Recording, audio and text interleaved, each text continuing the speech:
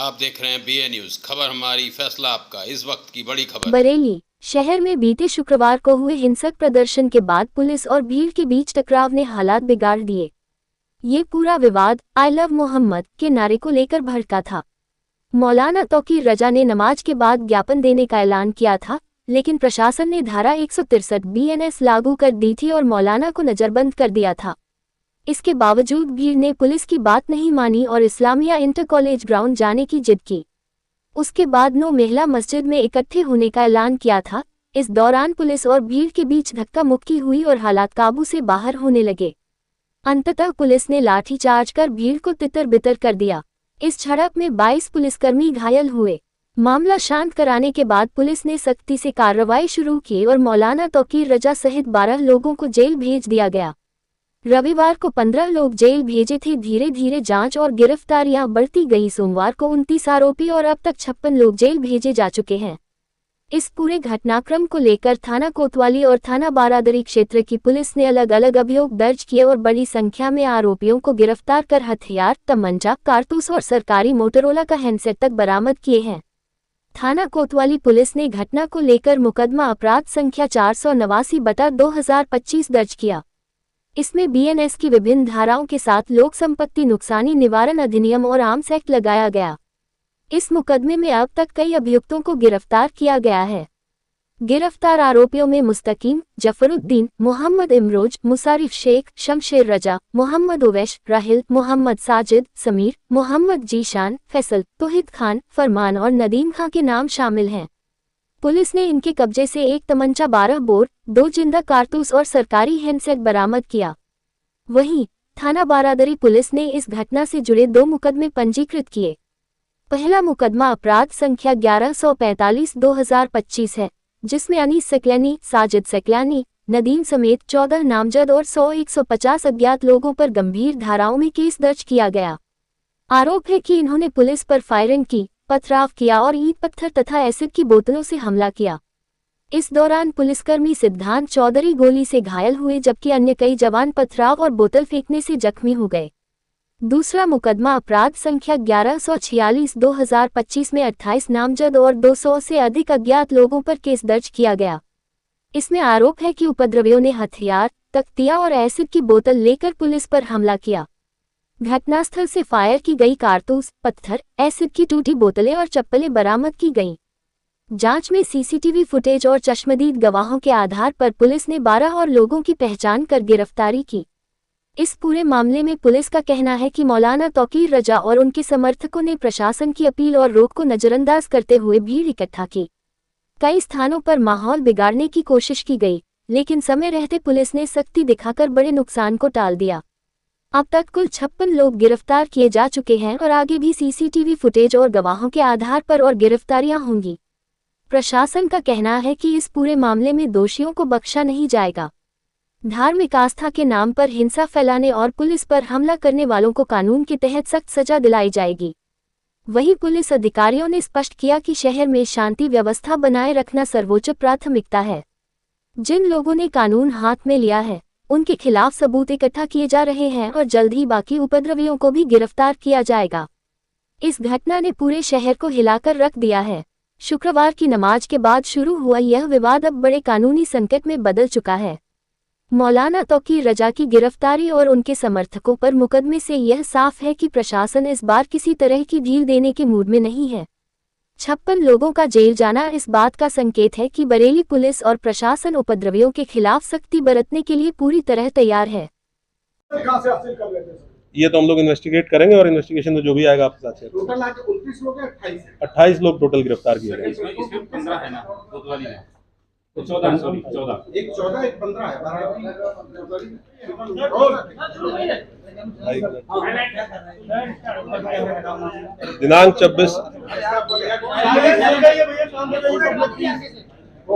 दिनांक 26 सितंबर को थाना कोतवाली अंतर्गत घटित घटना में पुलिस के द्वारा 10 FIR दर्ज की गई थी, जिसमें पुलिस टीमों के द्वारा लगातार CCTV फुटेज के माध्यम से अभियुक्तों का आइडेंटिफिकेशन और उनकी गिरफ्तारी के लिए दबिश देकर गिरफ्तारियां सुनिश्चित की गई हैं।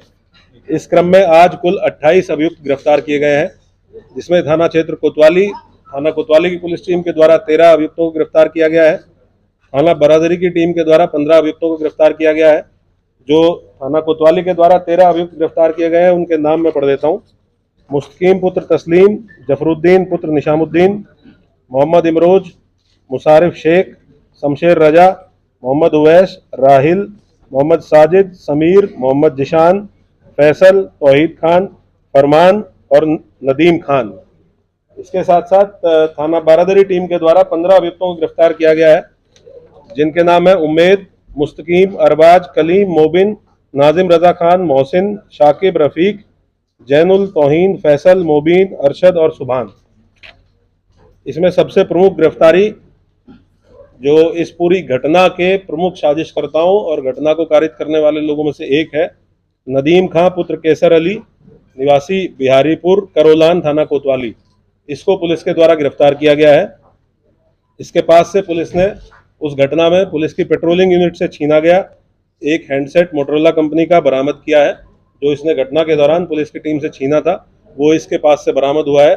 एक अन्य अभियुक्त जफरुद्दीन को गिरफ्तार किया गया है। इसके पास से एक अवैध असला भी बरामद किया गया है, जो संभवतः घटना के टाइम जो फायरिंग की घटना की गई है उसमें यह अभियुक्त शामिल था। इसके पास से वो बरामद किया गया है।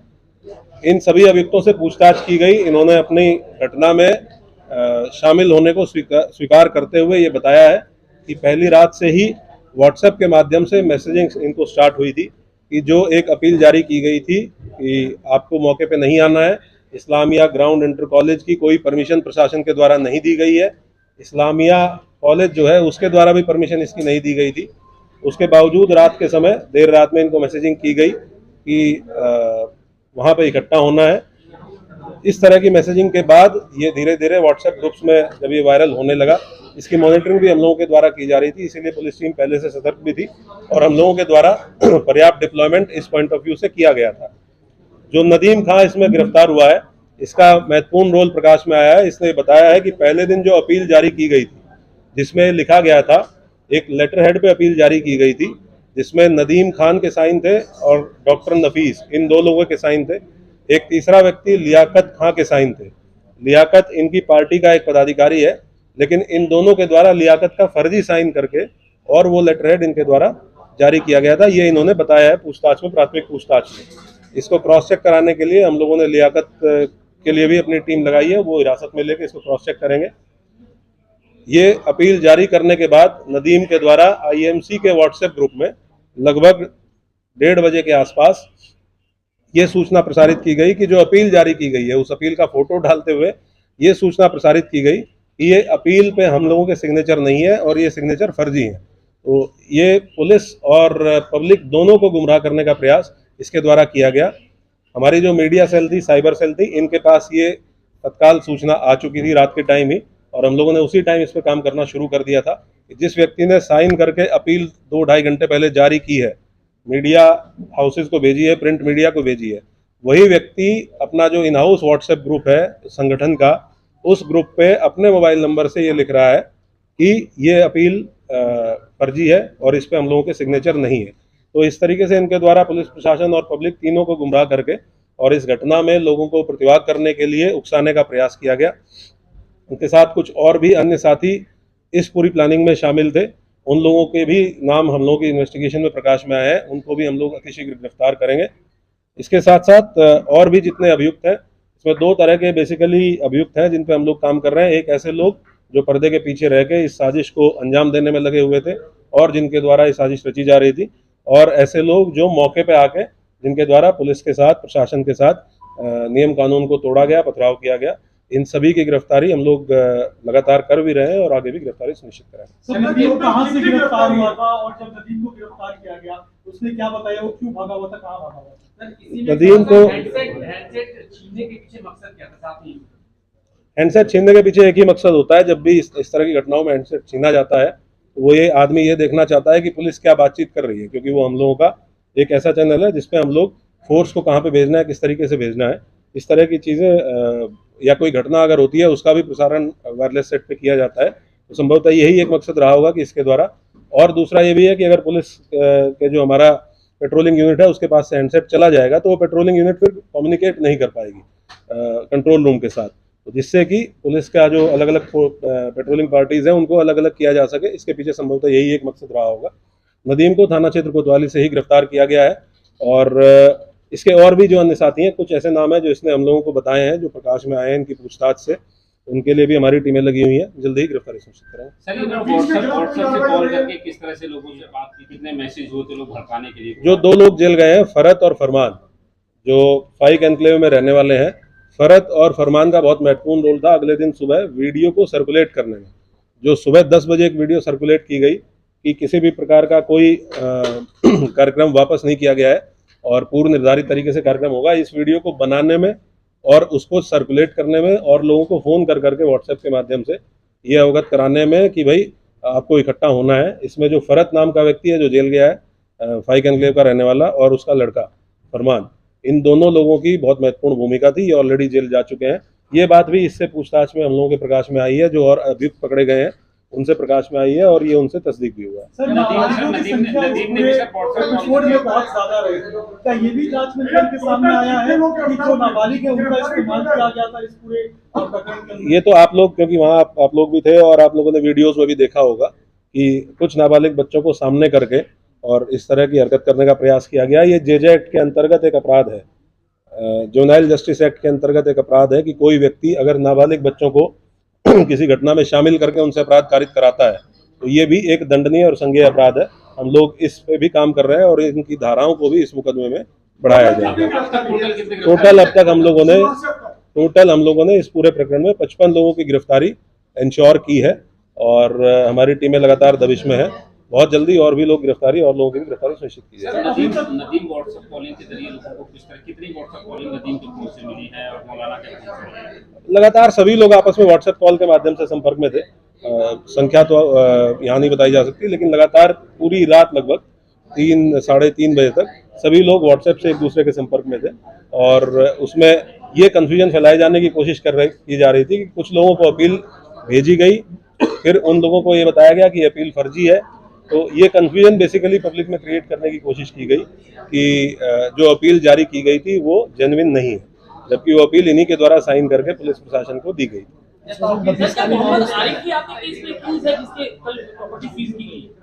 अभी इस नाम का कोई व्यक्ति हमारा नामजद अक्यूज नहीं है, ना ही इस नाम के किसी व्यक्ति को हम लोगों ने न्यायिक हिरासत में जेल भेजा है। बाकी जो अज्ञात व्यक्ति हैं उनके संबंध में पड़ताल और विवेचना हमारी की जाए। नफीस की कोई जानकारी है जो उस पे कोई वारंट वगैरह जारी करा गया है? नफीस, जो डॉक्टर नफीस है, उसका रोल इस पूरी घटना में, इस विवेचना में, पूछताछ में भी सामने आया है। हम लोगों ने उसकी गिरफ्तारी के लिए टीमें गठित की हुई हैं। बहुत जल्दी उसकी गिरफ्तारी भी सुनिश्चित की जाएगी। आपने बताया था अवैध अस्पताल भी बरामद हुआ था, इतने सारे रिसोर्सेज को प्रोवाइड करने के लिए बैक कौन कर रहा था, इनकी फंडिंग कौन कर रहा था, इसकी क्या जांच आप लोग कर रहे हैं? ये हम लोग जितने भी अभियुक्त जिनसे पूछताछ की जा रही है और उसमें विशेषकर ऐसे लोग जो प्रमुख लोगों में से थे इस पूरे प्रोटेस्ट को ऑर्गेनाइज करने में, उनसे हम लोग पूछताछ कर रहे हैं। जैसे जैसे और लोग गिरफ्तार होंगे तो और बाकी चीजें भी क्लियर होंगी कि इसके संबंध में फाइनेंशियल ट्रांजैक्शन किसने की थी, अगर कोई रिसोर्सेज प्रोवाइड किए गए थे तो किसके द्वारा किए गए थे। और जैसे फरत नाम का व्यक्ति है, इसने काफ़ी इसमें अग्रणी रोल पीछे रहते हुए प्ले किया कि जिसने वहाँ पे शरण भी दी ऐसे लोगों को जो इस घटना की प्लानिंग में शामिल थे, और उसके साथ साथ वीडियो को प्रसारित करने में भी, वीडियो को, एक तो लोगों को वीडियो बनाना अपने मोबाइल से, उस वीडियो को लोगों को भेजना और उन लोगों को फ़ोन करके ये भी कहना कि आप इस वीडियो को जगह जगह प्रसारित करें। तो ये भी कल गिरफ्तार होकर अभी हम लोग जो दर्ज मुकदमे, हमारे पास 10 मुकदमे दर्ज हैं जिनकी विवेचना हम लोग इंश्योर कर रहे हैं कि इनकी विवेचना अच्छे तरीके से हो। जितने अभियुक्त सामने आ रहे हैं वो जेल भेजे जाएं, उसके बाद जो भी विधिक प्रावधानों के अंतर्गत पॉसिबिलिटी होगी उसकी पर कार्रवाई की जाएगी। बाहर के जो लोग थे, जैसा आपने बताया था, क्या उसके ऊपर कुछ डेटा मिल पाया है? कितने लोग बाहर से आए थे इस भीड़ में शामिल हुए? हम लोगों के पास इंटेलिजेंस से भी इनपुट है, हम लोगों के जो अपने एसओजी सर्विलांस टीमें होती हैं उनसे भी इनपुट है। कुछ लोग हमने आइडेंटिफाई किए हैं बाहर के लोग जो मौके पे इस घटना में उस भीड़ में शामिल थे। उनमें से कुछ लोगों का ये भी पता चला है कि 1-2 लोग बाहर के ऐसे भी थे जिनके द्वारा संभवतः फायरिंग की घटना की गई। उनके लिए हम लोग और डीपली इन्वेस्टिगेट कर रहे हैं और बातचीत कर रहे हैं। अगर दूसरे जनपद से भी सहायता की आवश्यकता होगी तो वहाँ की पुलिस से भी संपर्क करके उनकी भी सहायता लेके हम लोग इनको गिरफ्तार करेंगे। और कितना मोटा अमाउंट होगा लोगों का जो संख्या इकट्ठा हुई, कितने लोग थे? ऐसा कहा जा रहा है 40,000 लोग थे, उनको इकट्ठा करने की बात कही गई थी। नहीं, क्योंकि कहीं एक पॉइंट पे तो इकट्ठा हो ही नहीं पाए, जो हम लोगों की नाकाबंदी थी, क्योंकि हम लोग अवेयर थे पहले से ही कि इस प्रकार का एक प्रयास हो सकता है कि किसी एक पॉइंट पे बहुत अत्यधिक भीड़ की जाए, तो हमारी नाकाबंदी और बैरिकेडिंग शहर के चारों तरफ थी। और इसीलिए आपने देखा होगा कि शहर के किसी भी पॉइंट पे, सिंगल पॉइंट पे भीड़ को मर्ज नहीं करने दिया गया। अगर भीड़ एक जगह पे मर्ज होती है तो भीड़ बहुत ज्यादा संख्या हो जाती है। तो हमारे पास जो भी बैरिकेडिंग पे राजपत्रित अधिकारी जीओज लगे थे, उन्होंने अलग अलग पॉइंट्स पे रोका और इसीलिए 10 एफआईआर दर्ज हुई है। अलग अलग 10 पॉइंट्स पे पुलिस के साथ पुलिस के ऊपर पथराव या सरकारी कार्य में बाधा डालने का काम किया गया, तो इसीलिए इन 10 पॉइंट्स पे एफआईआर हुई है। सिंगल पॉइंट कोई ऐसा नहीं था जहां पूरी भीड़ को मर्ज करने को अलाउ करने दिया गया। और हम लोगों को ये बिल्कुल, हम लोग दृढ़ संकल्पित थे कि किसी भी कंडीशन में इस भीड़ को हम किसी सेंट्रल पॉइंट पे, चाहे वो इस्लामिया ग्राउंड हो, चाहे कोई और अन्य पॉइंट हो, हम सेंट्रल पॉइंट पे इस भीड़ को नहीं पहुंचने देंगे। सर, क्या इन्वेस्टिगेशन में ये भी निकल के सामने है पुलिस को टारगेट किया गया था?